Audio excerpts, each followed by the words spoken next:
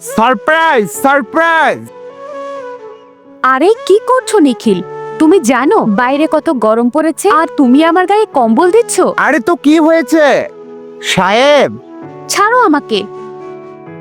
সাহেব, এই মেয়েটা আপনাদের ঘর থেকে চুরি করে পালাচ্ছিল। আরে তোমার মাথা খারাপ হয়েছে? মেয়েটাকে দেখে তো ভদ্রই মনে হচ্ছে, আর ওকে তুমি চোর কেন বলতিছো? নিখিল, ও যখন বলছে চোর তাহলে ও চোর, তুমি ওকে তো সাপোর্ট কেন করছো? আর আমি 3-4 দিন ধরে লক্ষ্য করতেছি এই মেয়েটা আপনাদের ঘরে আসে আর চলে যায়, আর আজকে তো পালিয়ে যেতে চাচ্ছিল। আচ্ছা, 2 থেকে 3 দিন ধরে এখানে চুরি করতে আসছে, তাহলে তো ও আসলেই চোর। দাঁড়া, পুলিশকে ফোন করি। দাঁড়ান। আল্লাহর এই সুন্দর ল্যাম্পটি দেখেছে, লাইক সাবস্ক্রাইব করবে। হে আল্লাহ, তাকে তুমি হজ করার তৌফিক দান করো। দেখুন, আমি চোর না। হ্যাঁ, আমি এখানে আসি, কিন্তু আপনার হাজবেন্ড আমাকে ডেকে আনে। নিখিল, এই মেয়েটা যা বলছে এসব সত্যি? হ্যাঁ রিদ্দি, ও যা বলতিছে সত্যি। আসলে তুমি তো বাসায় থাকো না, আমি বাসায় একাই থাকি। আমারও তো একজন সঙ্গীর প্রয়োজন, এজন্যই আমি ওকে ডেকে আনতাম। তুমি যখন এসব করবে তো বিয়ের আগে আমাকে বলতে পারতে।